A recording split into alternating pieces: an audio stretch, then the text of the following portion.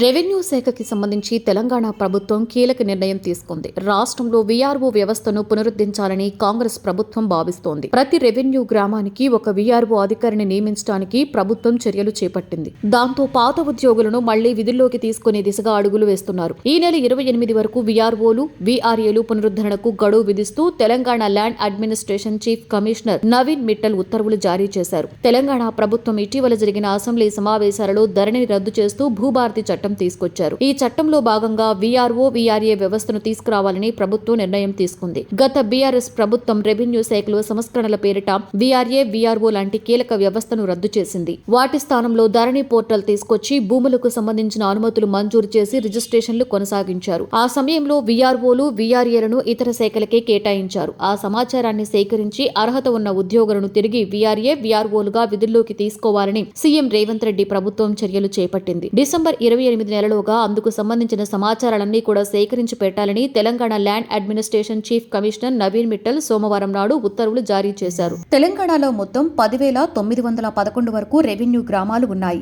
రేవంత్ రెడ్డి ప్రభుత్వం ప్రతి గ్రామానికి కూడా ఒక రెవెన్యూ అధికారిని నియమించాలని నిర్ణయం తీసుకుంది.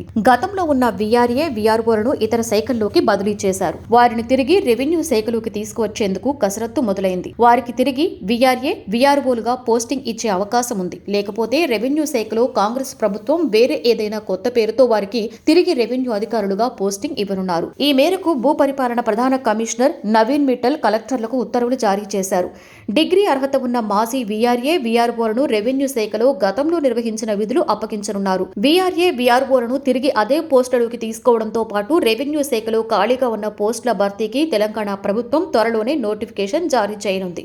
జూనియర్ రెవెన్యూ అధికారి పేరుతో ప్రతి గ్రామంలో కూడా విలేజ్ రెవెన్యూ ఆఫీసర్ అందుబాటులో ఉండేలా ప్రభుత్వం చర్యలు చేపట్టింది. తద్వారా భూమి సమస్యల పరిష్కారం అవుతాయని అధికారులు చెబుతున్నారు. ధరణి కారణంగా వేలాది మంది భూములు కోల్పోయారని, అందులో జరిగిన తప్పిదాలను గుర్తించి సమస్య పరిష్కరిస్తామని సీఎం రేవంత్ రెడ్డి పలుమార్లు ప్రస్తావించారు. ఈ క్రమంతో రాష్ట్ర ప్రభుత్వం ధరణిని తొలగించి భూభారతి బిల్లును అసెంబ్లీలో ప్రవేశపెట్టి ఆమోదించారు. త్వరలోనే బిల్లును చట్టం చేసి దీని ద్వారా రెవెన్యూ అధికారులు మళ్లీ పాత శాఖలో బాధ్యతలు చేపట్టనున్నారు. ప్రభాత సూర్యుడు జాతీయ తెలుగు దినపత్రిక. ప్రతి అక్షరం నిజం వైపు. నిజం దాగదు, వార్త ఆగదు.